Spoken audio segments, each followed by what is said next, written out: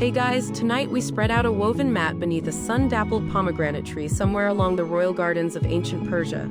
The year is somewhere between 500 and 300 BCE. The grass is dry and wild. The air is thick with a slow breeze smelling faintly of figs and roasted barley, and your sandals are already picking up a fine film of dust. You've been invited to an elite picnic.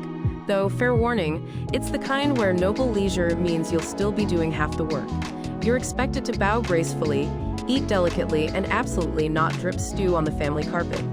You probably won't survive this, not because of the heat or the scorpions or the wild dogs lurking on the outskirts of the orchard, but because these people have extremely strong opinions about melon texture and how you fold your mat. You'll be fine though, mostly. So, before you get comfortable, take a moment to like the video and subscribe, but only if you genuinely enjoy what I do here. And while you're at it, drop a comment with where you're listening from and what time it is over there. Now dim the lights, maybe turn on a fan for that soft background hum, and let's ease into tonight's journey together. Your host for this dreamy, slightly dusty afternoon is a man named Ardashir, whose robes ripple like slow water in the breeze. His turban sits high and deliberate, wound with the kind of confidence that only comes with generations of land ownership and at least 3 poetic ancestors. He lays out the first layer of the picnic site, a reed mat, woven so tightly you can barely see the lines. On top of that, he unrolls a softer wool blanket dyed deep indigo and stitched with gold thread. It's not just for comfort, it signals status. The richer the indigo, the richer the man. He gestures for you to help anchor the corners with smooth stones. You're sweating in your linen tunic already, but you pretend it's effortless. The sun sits high, but the pomegranate tree offers a decent circle of shade. A little lizard, totally unimpressed by your presence, darts across the blanket and disappears into the grass. Somewhere in the distance, someone's goat starts complaining dramatically. Standard background music. A servant girl appears, balancing 2 copper pitchers shaped like stylized ibexes. One is full of date syrup mixed with chilled water from a buried clay pot, cooler than you'd expect given the lack of refrigeration. You take a sip. It tastes like a molasses cloud drifting through river water. Copperware is everywhere, gleaming in the light, clinking softly with each movement. One wide-lipped dish holds cucumber slices arranged into a spiral, dusted with sumac and crushed coriander. Another carries a heap of walnuts still in their shells, which you'll later discover are incredibly difficult to crack open with any sense of dignity. A woven basket is passed around. Inside are small cloth bundles tied with twine. You untie one and discover a bundle of pressed goat cheese wrapped in fig leaves. The cheese is soft, salty, and barely holding its shape in the warmth. It's perfect. You spread it on a sliver of flatbread that tastes faintly of ash and the hands that kneaded it at dawn. Historians still argue whether these gatherings were meant more for social performance or genuine leisure. Were they truly relaxing? Or was every moment an opportunity to display elegance and good breeding, right down to how daintily one cracked an almond? You glance at Ardashir, who is now demonstrating how to fan flies away using a peacock feather fan without ever looking like he notices the flies. Impressive. You try to copy him, accidentally smack your own face with the feather.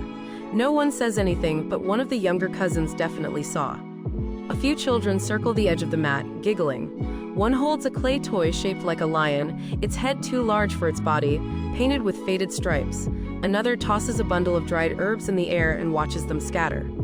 As you sit back, careful not to lean too far and crush the walnut bowl, you notice someone has brought a small bronze incense burner.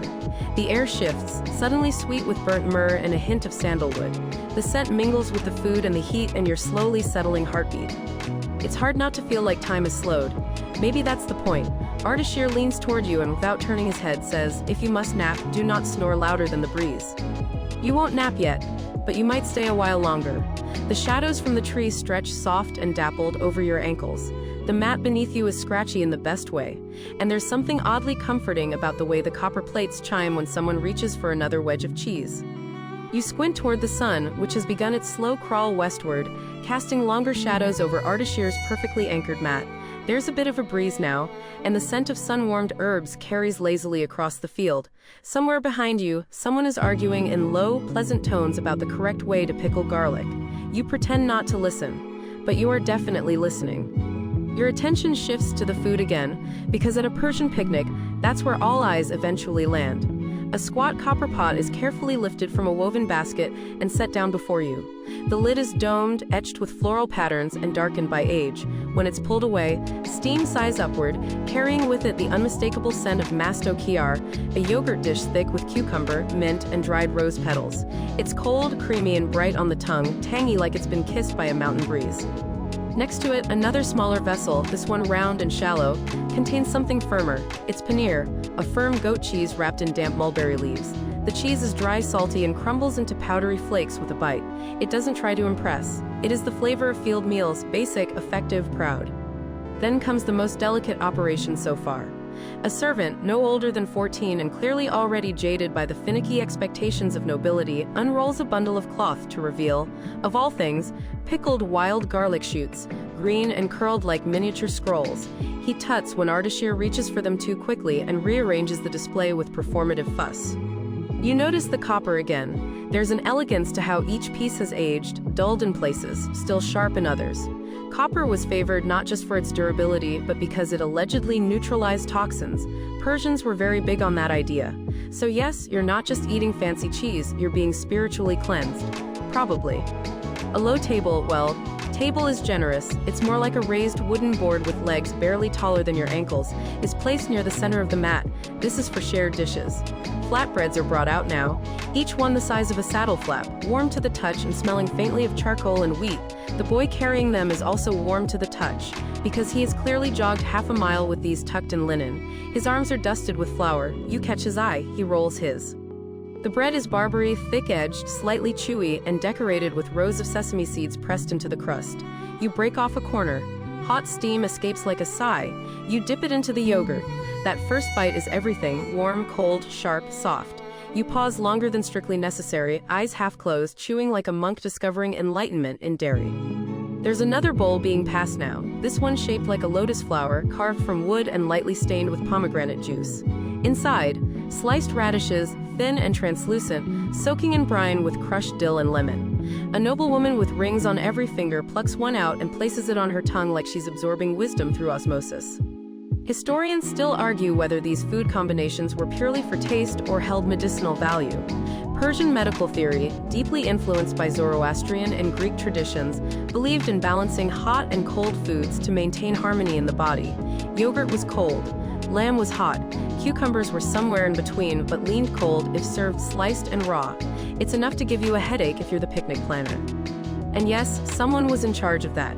Usually the oldest aunt or the cook who bossed everyone like she was the Shah himself. Every family had one, and you can feel her ghost here now, whispering, "Don't let the pickles touch the sweet rice. Are you trying to ruin our name?" But for all the traditions and precision, picnics were where people relaxed, if only a little. You see it in the way Ardashir finally unfastens his outer robe and lets the breeze catch the white cotton underneath. You hear it in the groan of an older man who leans back, cups his hands behind his head, and declares, "If we had wine, this would be poetry." You chuckle, but you don't say what you're thinking. There is wine. It's just hidden, somewhere in that suspiciously heavy basket carried by the quiet uncle no one is brave enough to question. You saw him earlier, setting it down with unnecessary drama and then casually sitting on it like it's a rock. He knows, you know, no one will mention it. Instead, you reach for another copper bowl, this one rimmed in etched floral lines. It holds a dark, almost black paste flecked with what look like crushed pistachios. You dip your finger, taste it, and flinch. Pomegranate molasses, thick, tart, like syrup and vinegar had an argument and both won. Meant for dipping kebabs, but you've just eaten it raw. Bold move. The boy with the bread snickers. You hand him a chunk of paneer in retaliation. A fair trade. Birds chirp, flies buzz lazily. Somewhere beyond the tree line, a donkey brays like it's being denied its rights. You stretch out one leg, tilt your head back, and stare at the canopy of the pomegranate tree above you. Red blossoms peek through the leaves. One falls, lands on the mat beside a slice of cucumber. It feels intentional, like the tree approves. The wind picks up just slightly. The smell of rose water and mint wafts over you again. You hear someone humming now, low and soft, like the song is trying not to wake the bread. This is peace, at least until someone brings out the stew. There's a lull now, just long enough for you to stretch your legs, adjust your robe, and pretend you're not actively sweating through your back. The boy with the bread flops onto the ground with a dramatic sigh, earning a look from one of the older women that could wither crops. You feel a pang of secondhand fear. You straighten your posture. But then, ah yes, a new arrival. Two servants approach, carefully balancing a shallow clay brazier between them, its coals still glowing like sleepy rubies. Suspended above the embers by a simple iron tripod is a pot, round and blackened by years of cooking. It sways slightly as they walk, sloshing gently. The air is suddenly full of cumin, saffron, and something richly meaty. Stew has arrived. It's Korish-e-gaima if the smell is anything to go by. Lamb slow cooked with split peas, tomato, dried lime, and a spice blend that you swear includes something floral, possibly cinnamon, or maybe crushed rose petals. You lean forward to get a better look, nearly headbutting the uncle in front of you. He doesn't mind, he's already holding out a ladle. Here's where it gets interesting. There are no spoons. That's not a mistake. In ancient Persia, especially outside the formal dining halls, meals were eaten with fingers and bread. Spoons existed, sure, but they weren't considered essential. You're about to learn that the hard way. The ladle is used to pour small puddles of stew onto individual plates, or rather, wide pieces of bread used as edible dishes. You receive your portion, a steamy, glistening mound that instantly starts soaking into the base. The lamb has fallen apart into threads, and the split peas have dissolved into the sauce like sleepy yellow dots in a sunset. You watch as everyone tears small pieces of bread, scoops up a bite with practiced efficiency, and brings it to their mouths without dropping a speck. You try to mimic it. You drop half your stew into your lap. A girl across from you smirks. She reaches into her satchel and hands you a spare napkin, a square of soft linen stained with turmeric from many past lunches. You mouth thank you as regally as possible. She gives you a mock bow.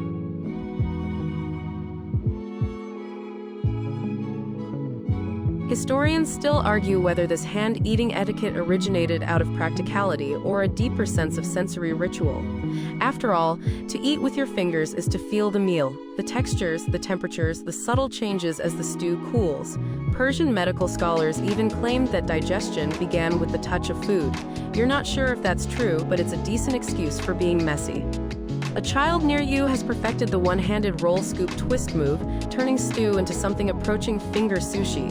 You consider offering him a place at your future cooking channel. He sneezes into the stew, offer rescinded. You glance at Ardashir, who is currently explaining at great length how this particular stew is a tribute to the harmony of opposites. The acid of the lime, the fat of the lamb, the fire of the spice. You nod politely while trying to dislodge a chickpea from your sleeve. Then comes the twist. The stew isn't finished. A servant brings out a plate of something golden and crispy, potato tahdig. Paper, thin slices of potato fried at the bottom of a rice pot until they crisp into wafers of pure crunchy joy. They're broken into shards and dropped atop the stew like edible roofing tiles. The sound is beautiful, like brittle leaves being crushed gently underfoot. You get 2 pieces. You consider guarding them with your life. A young man in the group, one of the ones who hasn't stopped lounging since noon, pulls out a container of something bright and glossy. Pickled red onions. He adds them casually to his stew like he's decorating a cake. You follow suit, mostly to fit in. The tang cuts through the richness in a way that feels strangely modern. You pause mid-bite and whisper to yourself, fusion cuisine. You're proud of that one, no one laughs, but you laugh at yourself and that's enough. Suddenly a bee lands on your potato tahdig. You freeze. The bee freezes. A 5-second standoff ensues before the bee decides it's too hot for this nonsense and bumbles off. You exhale slowly, crisis averted. By now, the stew has cooled enough to eat without fear of blistering your taste buds. The flavors have deepened, become silkier, more cohesive. You start to understand why people write poetry about food. Actually, you're starting to suspect people write poetry during meals here. In the distance, someone is singing, not loudly, but clearly. It's a minor key melody, winding through the heat like a river. You don't know the words, but they feel like they belong to the taste in your mouth. Another pot appears, this one smaller, round, and with something bubbling faintly inside. You peek in. Pickled garlic cloves, roasted and then steeped in honey and vinegar. Someone spoons one onto your stew-soaked bread. You chew slowly. It's confusing, but in a good way. By now, your fingers are slick, your sleeves are stained, and your stomach is settling into that gentle post-feast hum. The uncle sitting next to you leans back, pats his belly, and mutters, "This, my friend, is diplomacy." You think he's joking, or he might be quoting Cyrus the Great. Hard to tell. The air has shifted again. The breeze now carries a hint of citrus and smoke. There's movement at the edge of the field, someone untying another basket. You suspect dessert is coming, but that's a future you problem. For now, you lie back, head resting on a folded robe, the scent of stew still clinging to your fingers. The mat beneath you is warm, your stomach is fuller than it has any right to be. And even though you've completely embarrassed yourself in front of the radish girl and the tahdig bee, you feel like part of something ancient and oddly welcoming. You don't need anyone to announce dessert. The energy shifts before the first dish even appears. People start sitting up straighter, conversations hush to a murmur, and somewhere a child claps once, anticipatory and loud, before being immediately shushed. Dessert isn't just a final course here, it's an event, and the undisputed stars, melons, mint, and mulberries. The first platter arrives like a royal procession. A shallow wooden tray lined with fresh grape leaves, their veins still dark and glistening. On it rest perfectly halved melons, striped like tigers, their flesh pale green, almost white. Persian cantaloupes, soft and perfumed, their seeds scooped out and replaced with crushed ice and rosewater syrup. Yes, crushed ice. You blink. It's the middle of ancient Persia. How are they keeping things cold? Here's your answer: Yakshal. Underground ice houses. Ingenious, domed structures made of clay and sand, designed to trap cold air and preserve winter ice for months into the sweltering summer. Historians still argue whether these ice pits originated during the Achaemenid Empire or were perfected later, but either way, it's chillingly clever. Literally. A servant drops a shard of ice onto your palm. It feels surreal. Frigid, slightly wet, and completely magical beneath the desert sun. You're chewing melon 10 seconds later, and it tastes like an apology from the weather. Next come the mulberries, white ones, plump and mild, like little ghosts of raisins, and black ones, tart, intense, the kind of fruit that leaves purple stains on your fingers and possibly your soul. They're heaped in a woven basket, scattered with fresh mint leaves to keep the bugs away. A small girl picks one up, examines it with deep suspicion, then pops it into her mouth like a dare. Her face lights up. You follow suit. It's like eating shadows sweetened with sunlight. Beside you, someone unfolds a cloth and reveals thin sheets of lavashak, Persian fruit leather. Not the over-sugared stuff from the modern aisle, but tart, chewy layers made from boiled plum, sour cherry, or barberry puree. Rolled and stacked like tiny scrolls, they're both snack and edible stationery. You take one and chew slowly. It puckers your mouth in the best way. Ardashir catches your eye and says, "Now you understand longing." You nod solemnly like you've just been knighted with barberries.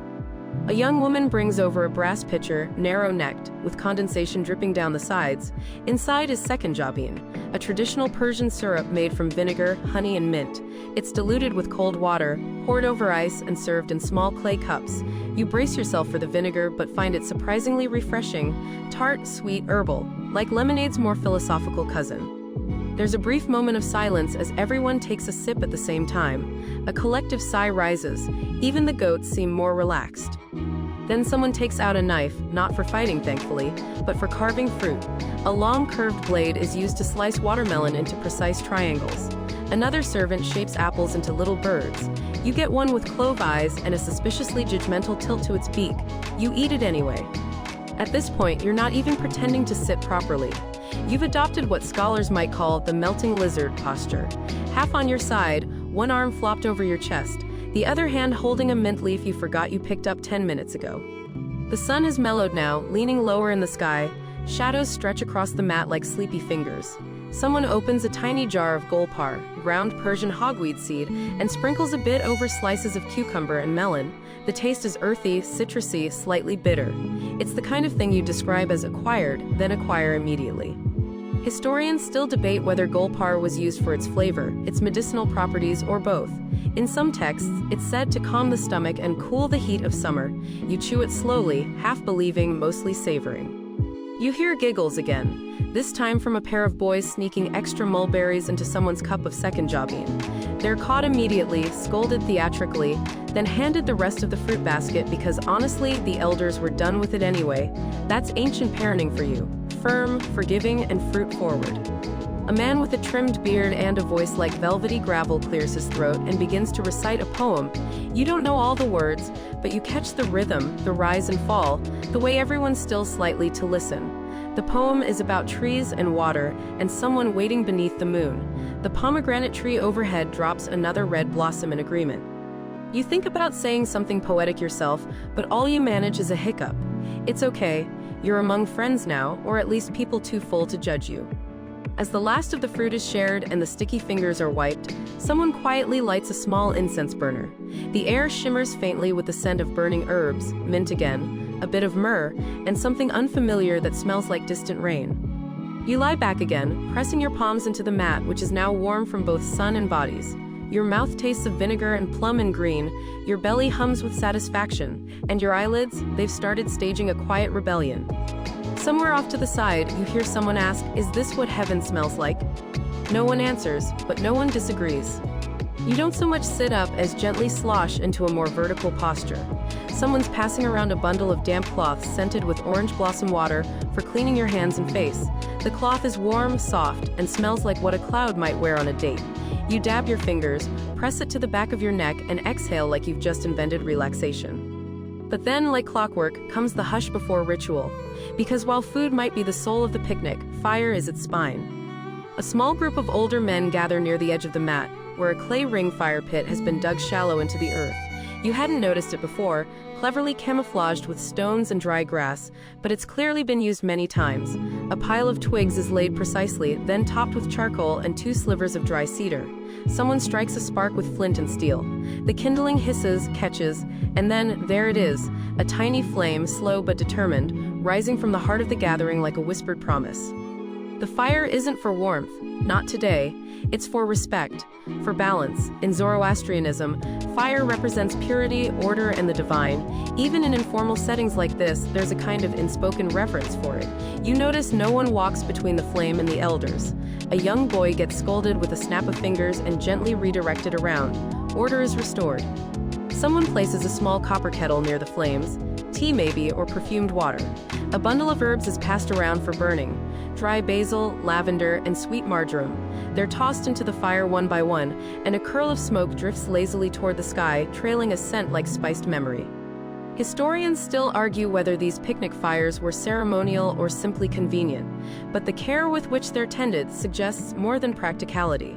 The flame becomes a slow, breathing guest in the center of the gathering. You're handed a small tray of dates, neatly arranged in a spiral with dried orange peel and cracked cardamom pods. You pop one into your mouth. It's sticky, warm from the sun, and tastes like brown sugar met a desert breeze. A woman next to you tucks a few into a linen pouch for later. For the walk home, she says, though everyone knows she just likes second dessert. As the fire crackles, someone begins telling a story, an old tale, probably older than the hills around you. It's about a man who traveled the entire empire looking for the perfect walnut, only to discover it growing in his neighbor's yard.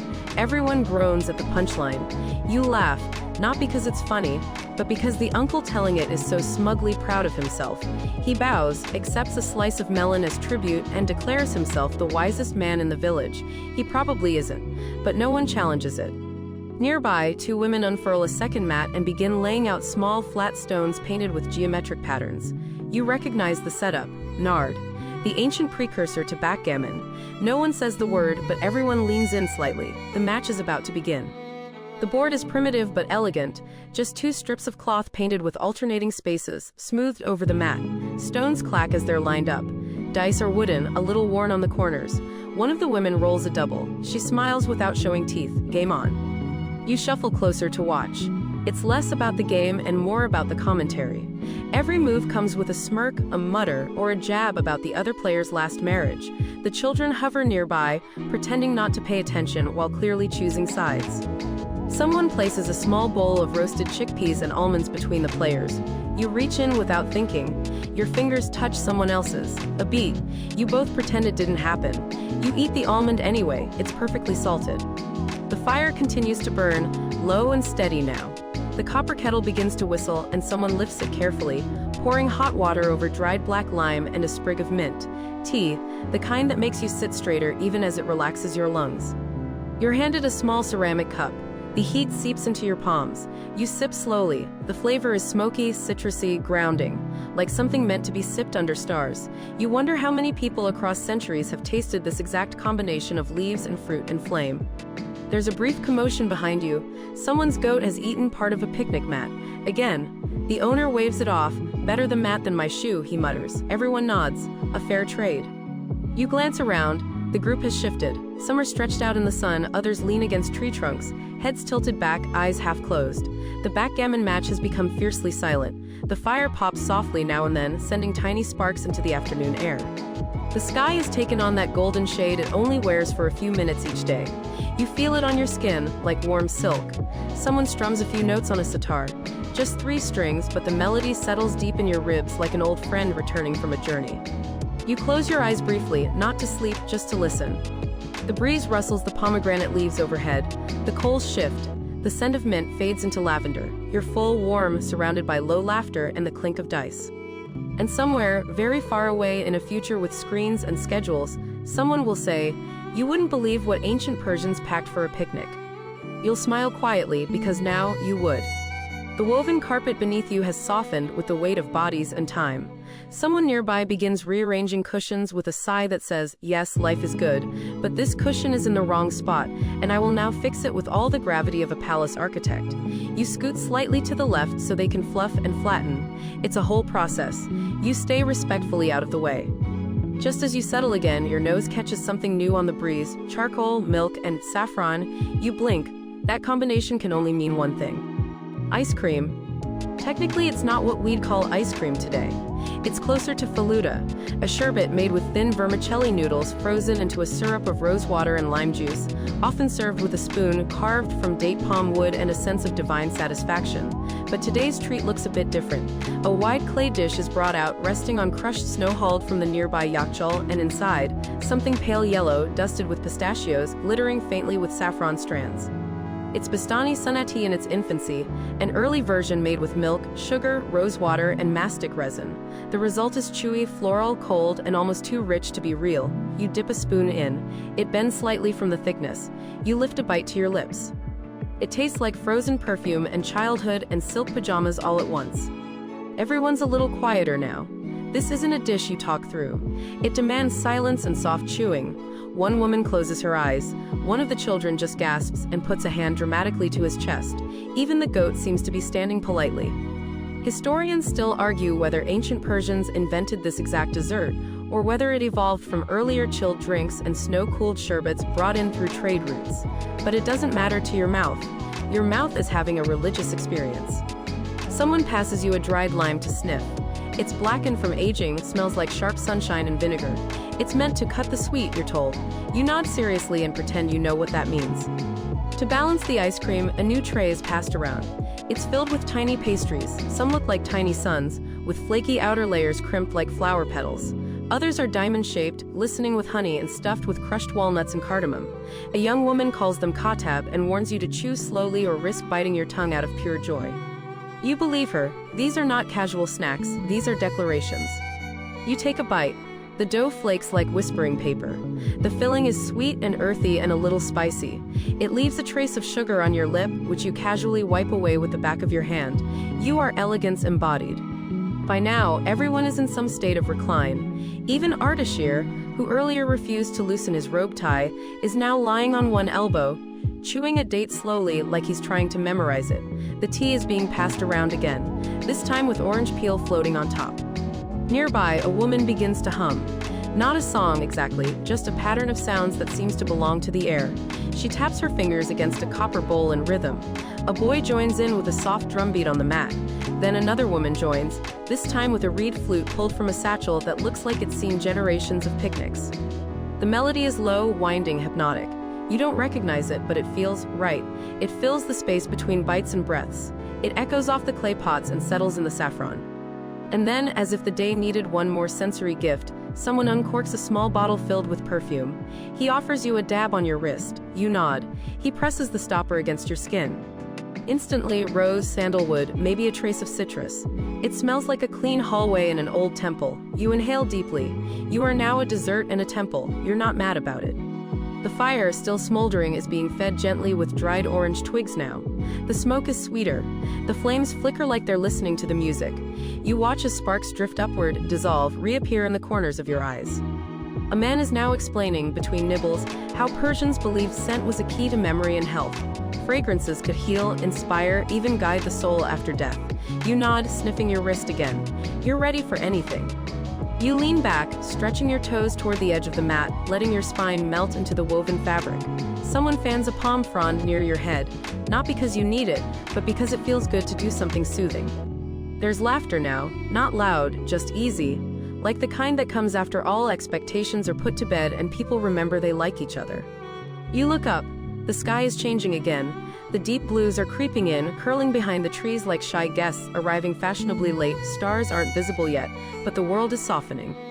And in this softened world you realize no one's in a rush. The food will last, the music will loop, the stories, those never stop. There's no such thing as over here, just next. You smile at the thought, then steal one more piece of kebab when no one's looking. You are a little full, but you're also exactly where you should be. The sky is faded into that syrupy blue you only see for 10, maybe 15 minutes before the dark properly settles in. It pools in the corners of the garden, slides over the edge of the mat, and wraps around everyone like an invisible shawl. Conversations grow softer, voices more murmured, as if volume might frighten away the night's grace. You notice for the first time the layering beneath the picnic mats, wool over reeds over canvas. You press your hand into it and feel the faint give beneath your palm, the warmth gathered from the sun now slowly being released back into the air. You shift, adjusting your robe to let in the breeze. And just when you think you might drift off entirely, a sound breaks the quiet. Clack, clack, clack. It's not loud, it's rhythmic, familiar. Someone's brought out a board game. Two cousins you haven't spoken to all day are now kneeling across from each other at a small low board. Smooth tiles made of carved bone or polished stone are arranged in rows. It takes you a second, but yes, it's shatranj, the Persian predecessor to chess. The pieces are abstract, cones, domes, ridged tokens, but the intensity on the cousins' faces is as sharp as any modern-day tournament. One has already started chewing the edge of her scarf in focus. The other's beard twitches every time she makes a move. You move closer. A semicircle forms, everyone leans in. This is the real entertainment now. The opening is cautious, slow. A pawn equivalent slides forward. A rook-like piece makes a bold move. The crowd hums approvingly. You, of course, have no idea what's going on, but you nod like a seasoned grandmaster. Historians still argue whether this version of the game came from India via trade routes or was developed independently. What's clear is that the Persians refined it, gave it elegance, strategy, even poetry. The word checkmate, derived from the Persian shah-mat, meaning the king is helpless, you whisper it to yourself, feels powerful. Between turns, someone passes around a bowl of roasted pumpkin seeds. You crack one with your teeth, spit the shell discreetly into your palm, and enjoy the rich, smoky center. Salt dust clings to your fingertips. You lick it off like a child who never learned decorum. Suddenly, a bold move, one cousin leaps across the board with a sweeping strike.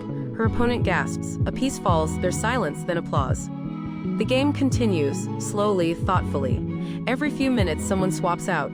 The game is as communal as the stew was. You're invited to try. You politely decline, not because you don't want to, but because you suspect your first move might cause actual war. Instead, you wander. Not far, just to the edges of the gathering where a few guests have stretched out near the tamarisk trees. The trunks are thin, but the branches cast intricate shadows across the ground. A man is reclined there, plucking at a chong, a Persian harp, small enough to cradle, large enough to echo.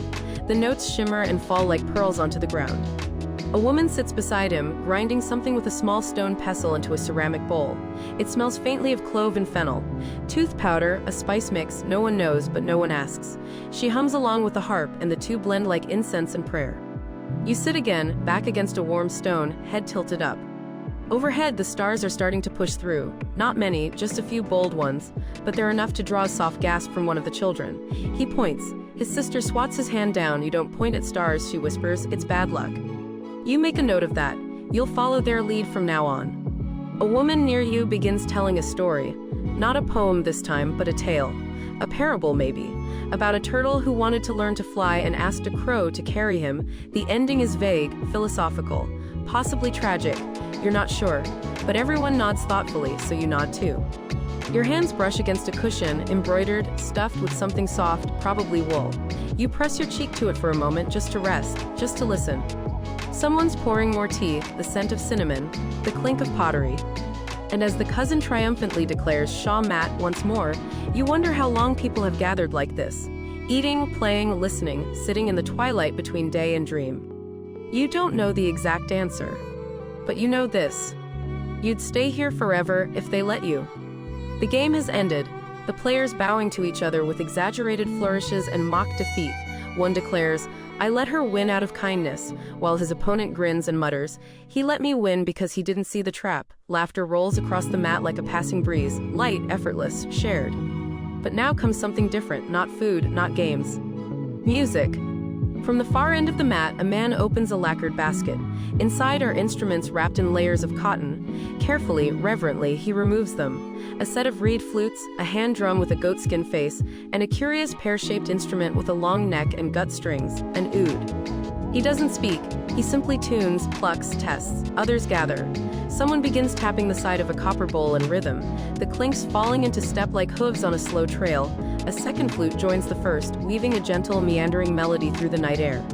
You sit up straighter, not because anyone asked you to, but because it feels right. The music begins slow, each note laid out like stepping stones. The oud hums underneath, grounding the air like roots holding soil. Then the drum begins, a soft heartbeat at first, barely above a whisper. It's not a concert, it's a conversation. The flutist plays a wandering line. The oud replies, the drum comments. Someone sings a few lines from an old verse, half lullaby, half prayer. You don't understand the words, but you don't need to. You feel it, in your ribs, behind your eyes, somewhere below the parts of you that usually talk too much. The rhythm picks up slightly, heads begin to nod.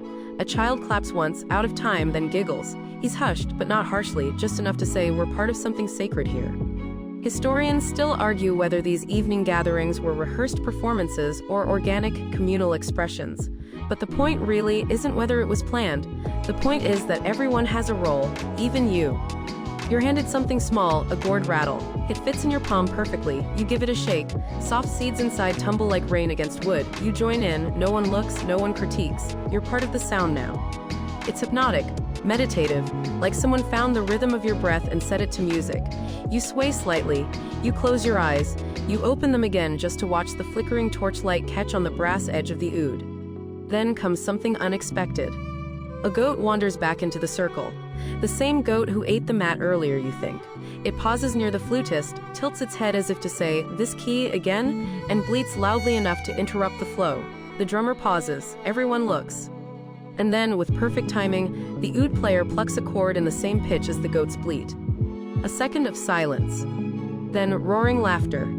Even the goat seems pleased. It trots away, tail swaying like it too is now part of the band. The music resumes, lighter now, like it learned how to laugh mid-song. You shake your gourd again, a little more confidently. Someone to your left hums. Someone behind you taps their fingers against your shoulder and beat, then apologizes with a smile. The night is now deep and velvety, wrapping itself around the picnic like a soft blanket. Stars multiply above you, shy at first, then bold.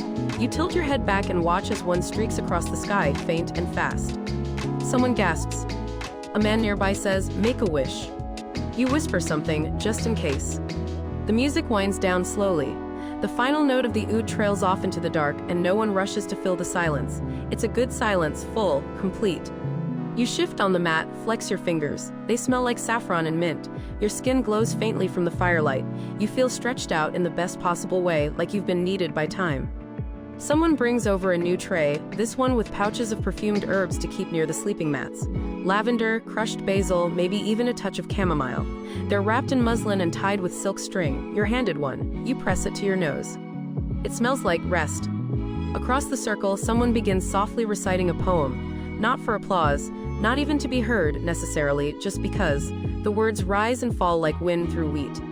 And you, listener of stories, shaker of rattles, eater of too many sweets, begin to realize something. This picnic? It wasn't just a meal.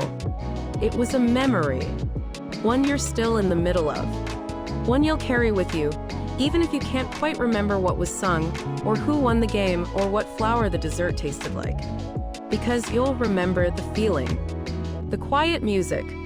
The dust on your hands.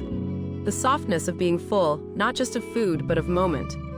And so, you close your eyes again. Not to sleep, just to listen. You don't know how long you've had your eyes closed. Maybe minutes, maybe centuries. When you open them again, the scene has shifted ever so gently.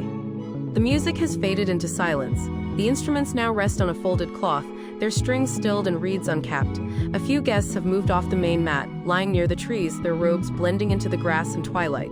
One of the children is curled around a pillow like a cat, fast asleep, one sandal dangling from their foot. You sit up slowly. Someone hands you a warm cloth soaked in lemon water. You press it to your face, inhale, and feel like your soul has been quietly dusted off.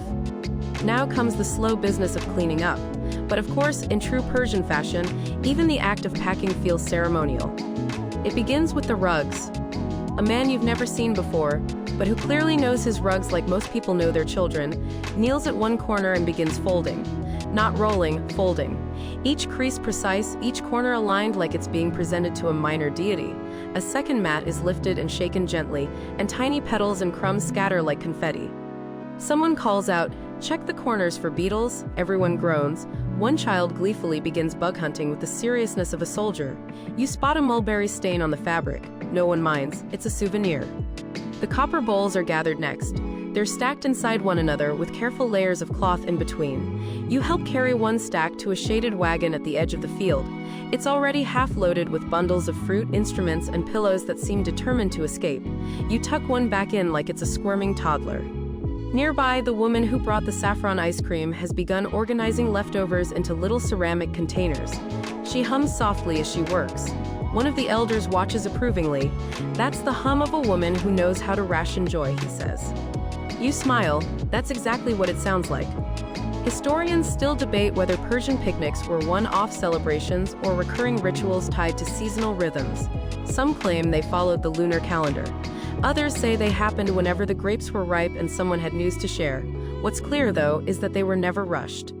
There is no quick goodbye here, no frantic gathering of keys or stuffing of napkins into pockets, just slow, purposeful motion. Each bowl, each cloth, each spoon returned to its pouch like a pearl being reshelled. And of course, there are leftover negotiations.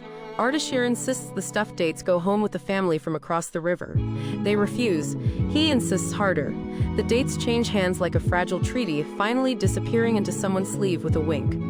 One boy begins wrapping up the chess pieces, counting them aloud. One king, one vizier, 2 rooks, 2 elephants. He pauses. Where's the other rook? Everyone looks around. It's under the goat. Of course it is. The goat is bribed with a cucumber and gives it up without further drama. The rook is dusted off and kissed by its owner for luck. Peace is restored. The fire pit, now reduced to a bed of embers, is treated with almost sacred care. Water from a leather flask is poured slowly around the edges, never directly on the coals.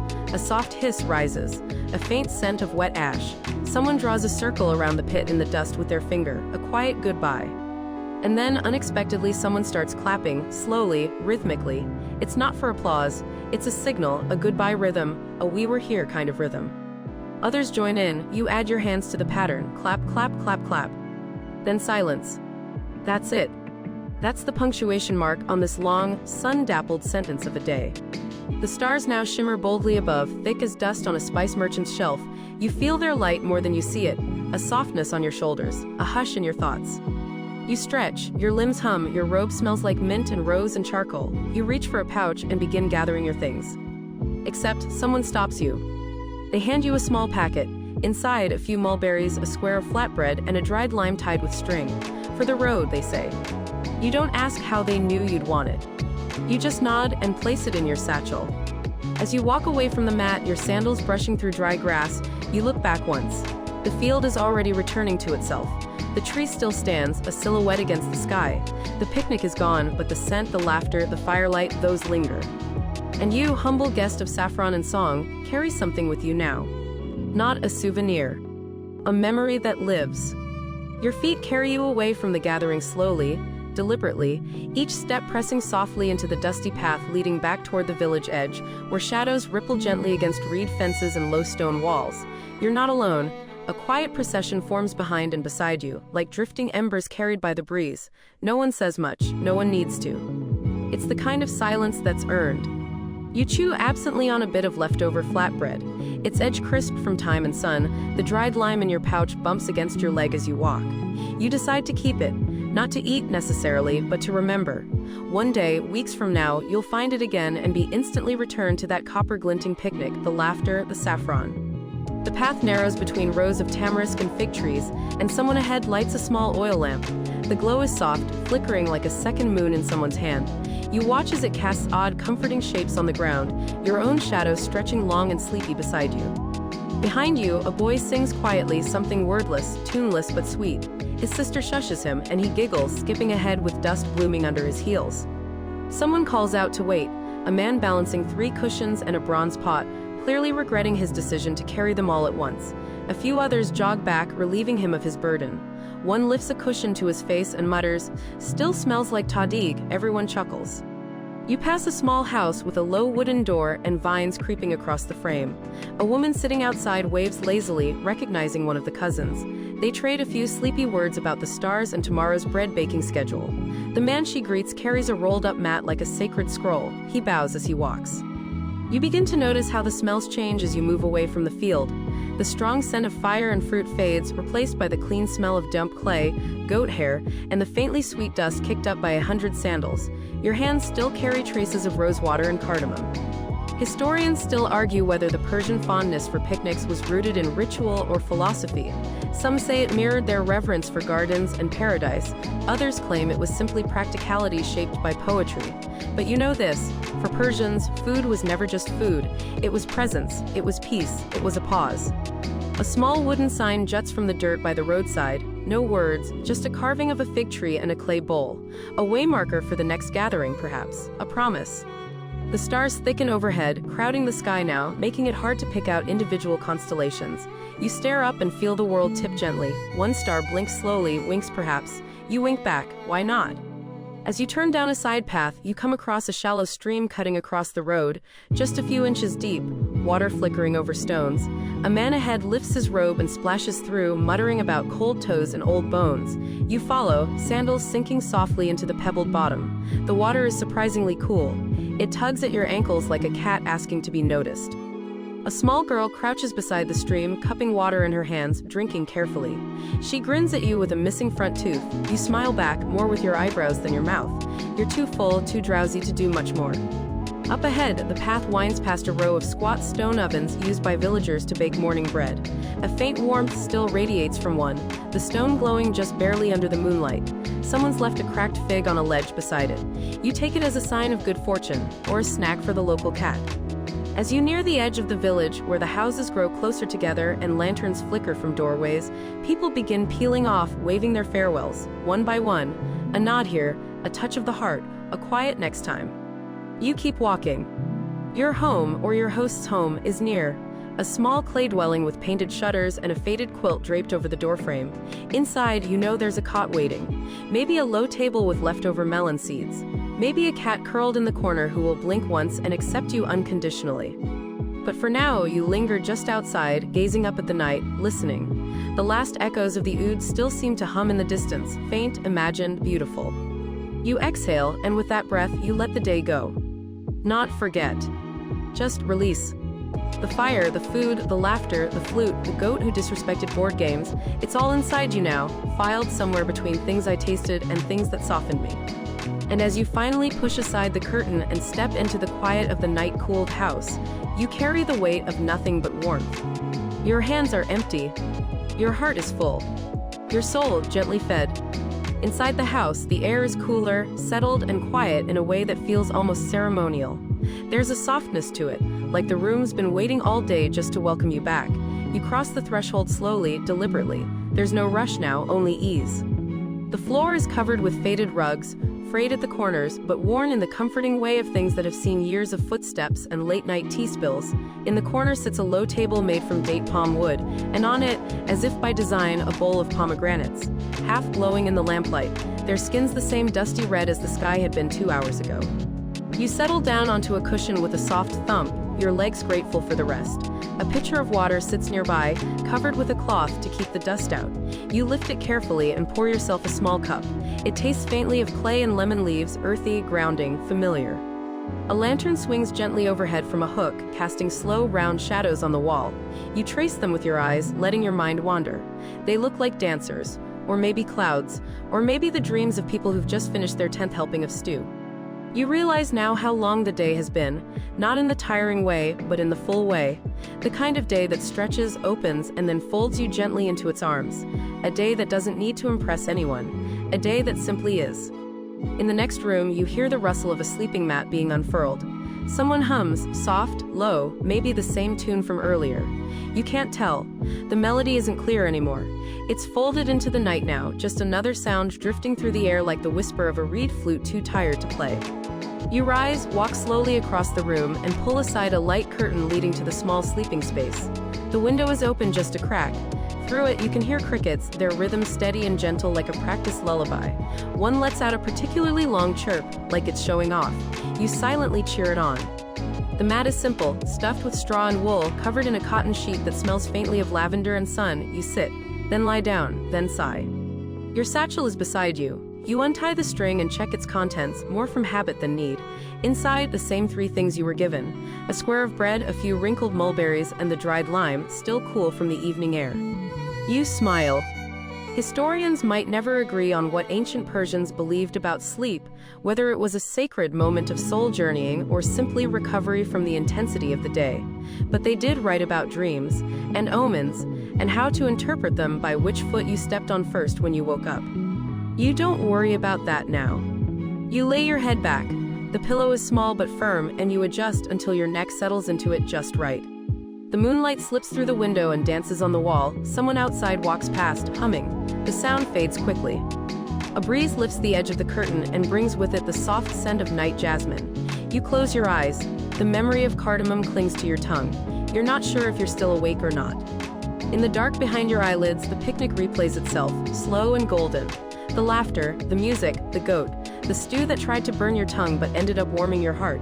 You chuckle to yourself. The mat creaks faintly as you shift. A few last crickets chirp, settling their scores for the night. Somewhere in the distance, a jar lid clicks shut, a cup is set down, someone sighs. You are still. And in this stillness, in this breath, in this slow rhythm of memory and rest, you realize something simple and profound. Today you lived slowly. Today you tasted time. And tonight you carry it with you, not as a burden, but as a lullaby. You drift. Not quite asleep, not quite awake. Balanced somewhere in between, that soft twilight space where memory, dream, and imagination blend together, where your breath slows and your thoughts stop asking questions. The window remains slightly open. The curtain lifts every so often with the passing breeze, fluttering like a moth's wing. Through it, you can hear the occasional murmur of night, the distant hoot of an owl, the sigh of a branch settling, and the rhythmic hush of reeds swaying near the water's edge. Your body is still, but your mind lingers back at the field. Some part of you is still under that pomegranate tree. The mat is still warm, the bowls are still full, a flute plays somewhere nearby, though no one's holding it. You remember how the light looked on the copper pots. You remember the boy with flour-dusted sleeves grinning as he handed out flatbread. You remember the goat, always the goat. And then another memory bubbles up, not from today, not exactly. It's from some imagined past, or maybe a story you were told once. You're in a garden. Not the kind for growing vegetables, but a Persian paradise garden, Shahar Bagh, divided by narrow water channels, filled with fig trees, jasmine, and walls high enough to muffle the world outside. You walk barefoot along cool tiles. The air is wet with the scent of orange blossoms and cold stone. A marble bench waits in the shade, and you know, somehow, you are expected. In your hands, a book of poems, its pages edged with gold leaf. You flip it open. Every page smells of rose oil and old ink. One couplet catches your eye. Drink deeply of today, for yesterday is dust. And tomorrow is a bowl still waiting for pomegranates. You don't know who wrote it, you just know it's true. A cat slinks by, tail held high, uninterested in you unless you happen to drop a piece of roasted chickpea. You reach into your pocket and yes, of course, it's there. Even in dream memory, the snacks travel with you. The cat stops, accepts the offering, blinks slowly. You look up. Above, the sky is just beginning to pale, stained with that soft violet that comes just before the world decides to wake. The stars retreat like shy guests. The moon lingers, watching. And here, in this half-real garden of poetry and olives, you begin to sense that the picnic never really ended. It only changed shapes, like water moving between bowls. Historians still argue whether Persian picnics were ever really about the food. Some say they were performance, displays of wealth and grace. Others claim they were rooted in something older, a celebration of stillness, a practice of slowness in a world that rarely allowed it. You believe both, because you lived it. You felt it in your bones when the oud's last note melted into the dark. You heard it in the space between jokes. You tasted it when the vinegar hit your tongue and your mouth didn't know whether to weep or rejoice. You roll gently onto your side, the mat beneath you adjusting with a whisper. Your hand brushes against your satchel. You feel the shape of the dried lime, still tied shut, still holding the scent of the afternoon. You wonder how long these people have been gathering like this. How many picnics have been spread beneath trees older than kingdoms? How many songs have been hummed into twilights just like this? And the answer comes to you, not in words, but in rhythm. As long as there's bread. As long as there's laughter. As long as someone remembers to pack the dates. You smile, your eyes flutter, the cat curls near your feet. Somewhere someone claps once, slowly, ceremonially, maybe real, maybe imagined. It doesn't matter now. The night has wrapped you in its arms. And you are finally ready to let go. Morning hasn't quite arrived, but the night has loosened its grip. You feel it in the way the breeze has cooled just a little, brushing your face like a careful hand, as if testing to see if you're awake. The world is still dark, but not heavy, more like a blanket someone's just begun to pull away, corner by corner. Your eyes flutter open. Not out of obligation, not even out of habit, just curiosity. The room is as you left it. The small table, the empty water cup, the curtain still lifting ever so slightly in the breeze. Your satchel rests near your head like a loyal dog. The scent of crushed herbs clings to the air, dill maybe, or dried marjoram, faint but comforting. You stretch, slowly. There's a pleasant stiffness in your back, the kind that comes from a day well lived. Your shoulder cracks softly. Your toes peek out from beneath the edge of your sleeping mat and curl instinctively against the cool floor. Someone walks past your window, footsteps light on the packed dirt. You hear a low whistle, not a tune, just a sound, a note sent to the sky, maybe to greet it, maybe just to exist. And then you hear it. A rooster, off in the distance, announcing the idea of morning, even if the sun hasn't caught on yet. You sit up and lean toward the window, resting your chin on your knees. The sky is no longer black, but a kind of soft slate, tinged with the barest promise of gold at the edges. Somewhere, someone stirs coals in a fire pit. You hear the metal-on-metal sound of a kettle being set down, the hiss of water, the whisper of flame. Tea is happening. Tea is always happening. Historians still debate whether early Persian mornings were marked by ritual or instinct, if the first movements of the day were dictated by tradition or simply by the needs of the body. You think, both, surely both. You step outside barefoot. The ground is cool and the dust clings to your feet in that way it always does. Soft, unavoidable, familiar. A woman nods to you as she passes, a jug balanced expertly on her shoulder. You nod back, suddenly aware of how unbalanced your posture is by comparison. In the center of the path, a boy squats beside a puddle left by the night's condensation, drawing lazy circles in the mud with a stick. He looks up at you, solemnly shows you his work. An elephant, or possibly a bird. You nod as if it's a masterpiece. It kind of is. You walk to the edge of the garden, to the spot where the tamarisk trees arch over the irrigation ditch. A few others are gathered here, stretching, whispering greetings. Someone passes you a cup of steaming tea before you even ask. Rosehip and black lime, a wake-up call for the soul. And then, almost imperceptibly, the first beam of sunlight crests the hills. It hits the trees first, gilding the highest leaves like a brush dipped in honey. Then the roofs, then the fields beyond.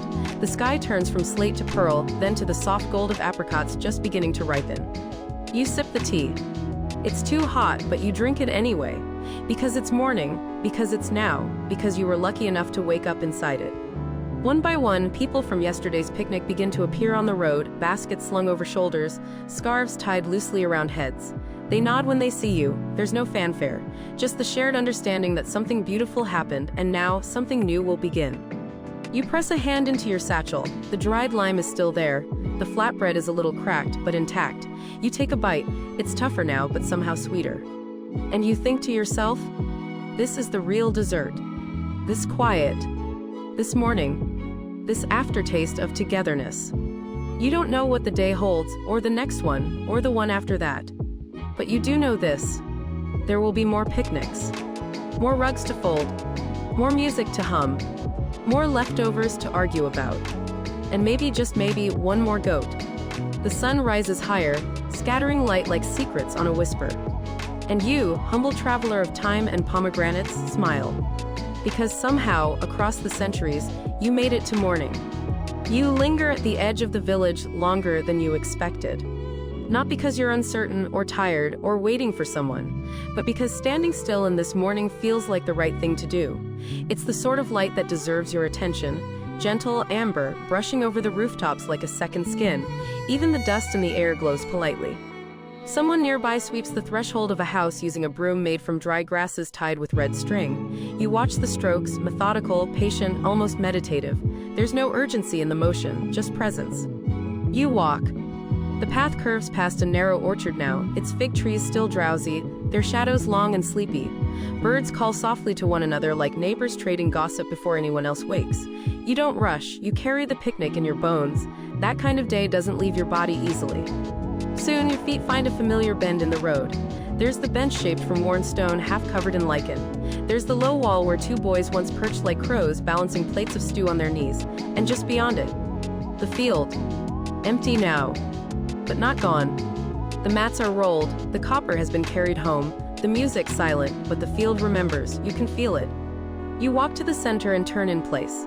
The breeze still stirs where the fire once sat, a single mulberry, somehow overlooked, glistens in the grass like a farewell. You sit on the earth. It's still warm. You close your eyes and listen, not for sounds, but for residue, for the echo of the oud string, for the laughter folded into the mat fibers, for the whisper of a flame gone cold but never forgotten. And then a rustle behind you. You open one eye. A young boy stands holding something out toward you. A cloth pouch tied with blue ribbon. Inside, fig slices, almonds, and a note scrawled in uneven letters. It says, "Next week, same place." You look up. He's already running off, bare feet kicking up dust, disappearing down the path. You chuckle. Of course there's a next time. Because that's the quiet miracle of a Persian picnic. It doesn't really end. It just goes dormant, like seeds after harvest, waiting, dreaming, planning its return beneath the soil of ordinary days. Historians still argue whether these gatherings were political, spiritual, or purely culinary, but standing in the breeze of this empty field, fig pouch in hand, you know the truth.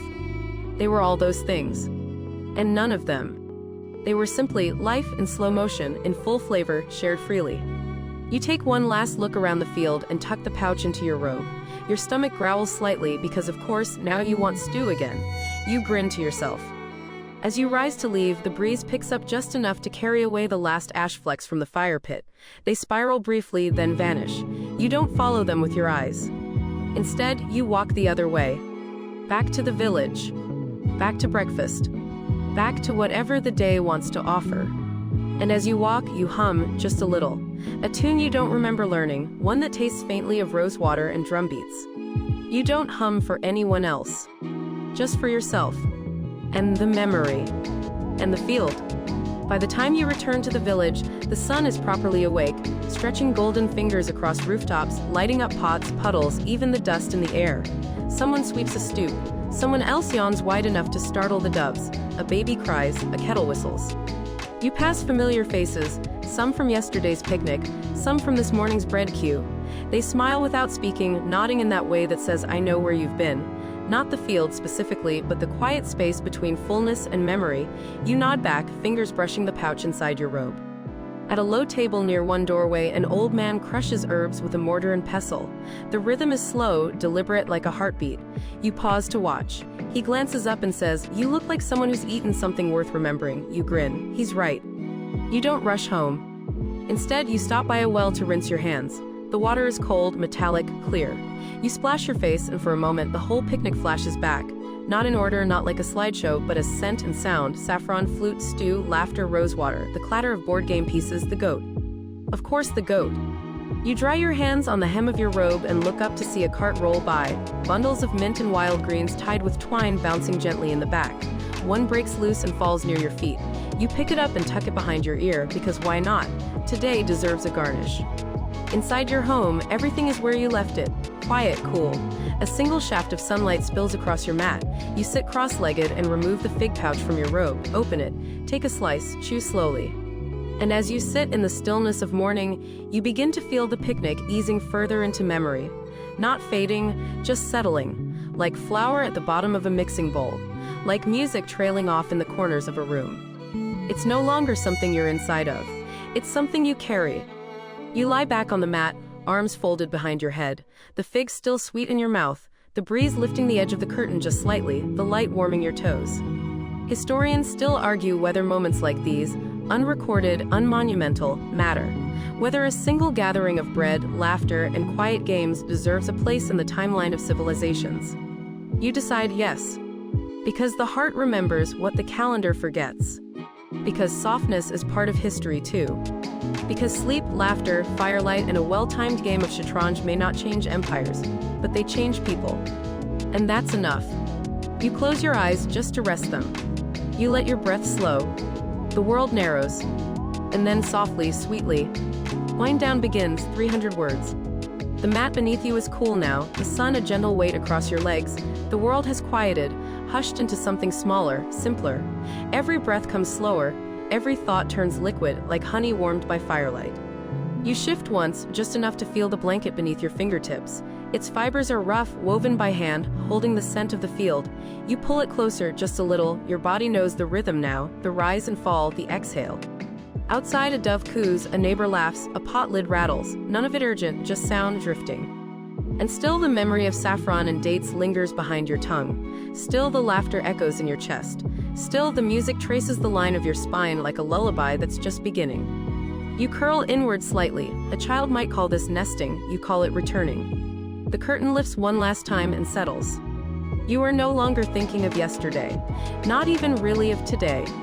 You are floating now, slow and unbothered, in the quiet space between thought and dream. Let it hold you.